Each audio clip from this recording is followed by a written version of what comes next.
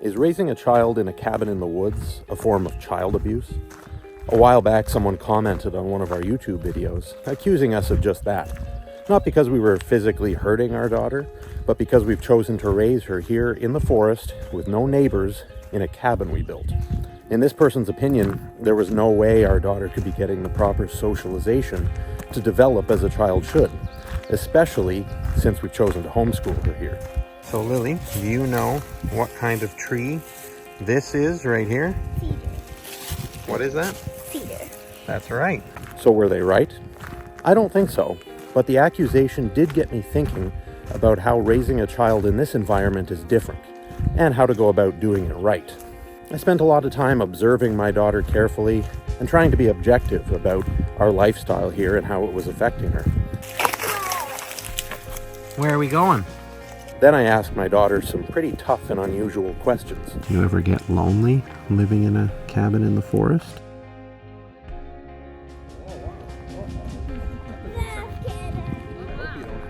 My name is Robert Maxwell, and together with my wife Edita and my daughter Lily, I live here in the forest in a cabin I started building at age 18. And our main goal in doing this has always been to live peacefully away from the disturbance of traffic and highways and cities, and surrounded by the beauty and peace and educational opportunities that nature provides.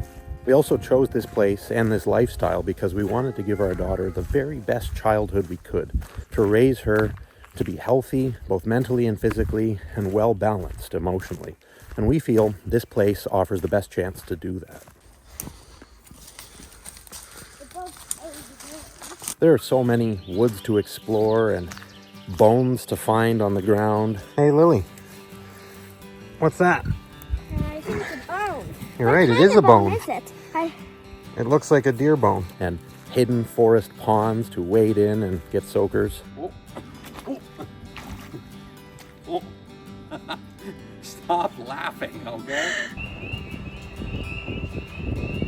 We love watching our daughter have all of these rich childhood experiences that, in our opinion, the city can never come close to matching. Anyway, I'm going to escape from you. Just doing what dads do. We also take Lily's education really seriously. Here's our classroom for today, and probably every day now that the weather's warm. Okay, a girl had a cat that talked. And her cat was big and black. I always used to do this. See, pops them out.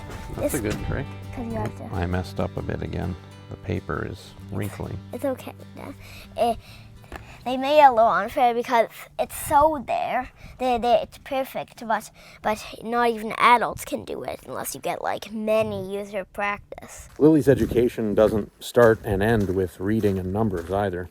We're extremely grateful for the many opportunities that this land gives us to teach her lessons that she wouldn't have the chance to learn if we lived in a more populated area. Lessons of interacting with nature and wildlife. What do you think?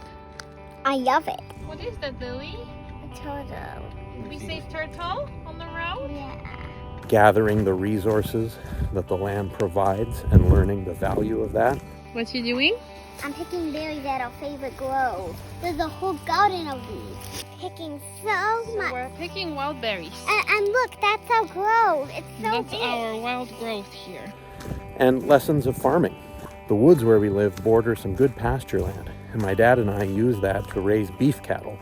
And Lily has seen and been a part of that right from the beginning, and I consider that to be an extremely rare and precious opportunity.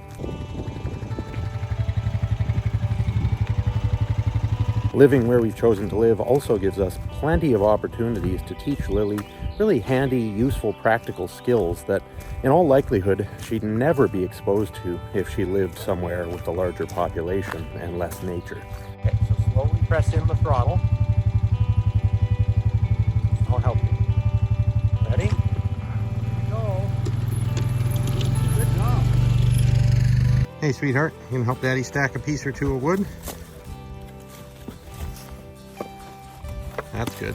Keep doing a little up and down motions. Up and down so the fish think real fish think our little fake fish Good is job. swimming around. I just made some tongs out of a bendy stick. There's only one disadvantage to living where we've chosen to live and raising our daughter here, and that's the isolation. Because we've never lived near a bunch of other kids, or near any other people, really, there hasn't been a lot of socialization opportunities for Lily. That's why that one YouTube commenter's words got me thinking. Are we hurting our daughter just by virtue of the fact that we're living so far out of civilization? I get freaked out when the trees creak like that. You get freaked out? What do you mean freaked out? I get a bit scared. I hear the trees creaking like that. That's just the wind moving the wood. You know that. As a father who takes my role of providing for and protecting and raising my daughter extremely seriously, I just can't stand the thought of hurting her in any way, either by what I'm doing or by what we're not doing. We started to get seriously worried that if we didn't figure out a solution to this lack of socialization Lily was having, especially with other kids, then she'd grow up socially impaired. And that, more than anything else, hurt us and galvanized us into action. You know what spring peepers are? Tiny frogs. That's right, they're tiny little frogs, about this big only. And every spring, when the last of the snow has melted, they all go to wet areas and they start their song to let us know that winter is over and spring has come. That's when I started to study Lily and take careful note in my mind about exactly how she was turning out. And I quickly realized that for a 6-year-old, she was very adult-like. Her mannerisms, her speech. Okay, Lily, it's time to go home. Is this really necessary? This crystal's not really transparent at all. Now, at first, we were very proud of this, and still are in some ways, don't get me wrong. It's nice to see that your 6-year-old has a vocabulary much more advanced than the average kid her age. But she wasn't getting opportunities to simply be a kid, and that became more and more clear the more I watched her. We started doing everything we could to give Lily the socialization opportunities that we were fearing she lacked. We signed her up for dance classes at our local small town, and even though we had to drive a long way to get out of the bush and into enough civilization to a place where they offered dance classes, we never for a second begrudged that fact, because we firmly believed, and still do, that that sort of thing was important for Lily's development. We also tried to spend as much time as we could with friends and neighbors, even if not all of them were necessarily Lily's age.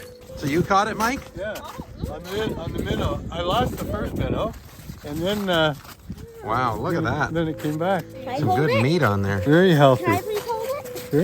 You can put them back down the hole too when you're ready. We knew that seeing and interacting with people other than us was vital for Lily to turn out properly. There was only one problem. All our efforts to socialize Lily weren't working.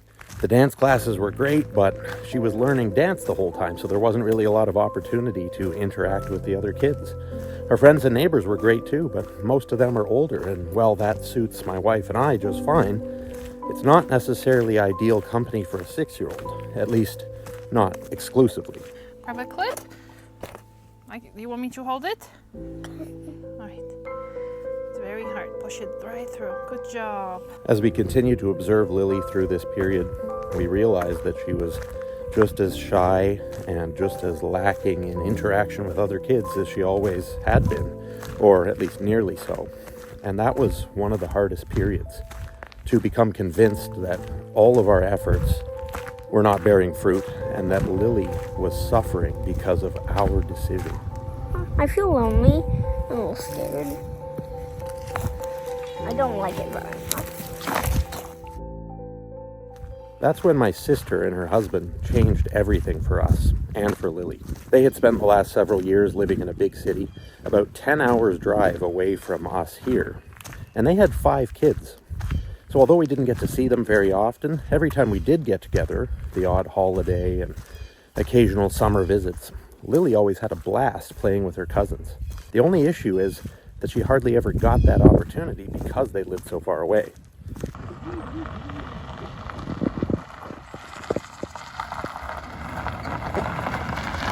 Welcome. Just when we were on our last legs of hope and had become convinced that Lily was doomed to grow up a social recluse because of where Edita and I have chosen to live, my sister and her husband made a big family announcement. Well, so you made it. The new hacienda. Just filming for posterity. Oh yeah. Great to see you guys. They decided that they were sick of city life and they realized that it wasn't ideal for their 5 kids. So they decided to pack up everything and move to a homestead a couple miles down the road from our cabin. Well, not to mention the fact that you're now the proud owner of like 100 acres. Yeah, wow, this is pretty cool. Can't even see the edge of it from here. Everything changed for us and for Lily when they moved here. Okay. Not only did Lily have 4 constant playmates, the 5th cousin is still a baby and a little too young to play right now. Oh my goodness, sweetie, you've certainly found some deep, wet mud there, haven't you? But I could see a wonderful change in her. She was acting like a little kid. She wasn't so sophisticated. Wait, what is it again? Poo? Diarrhea. Yeah. I'm not even cold. I have superpowers.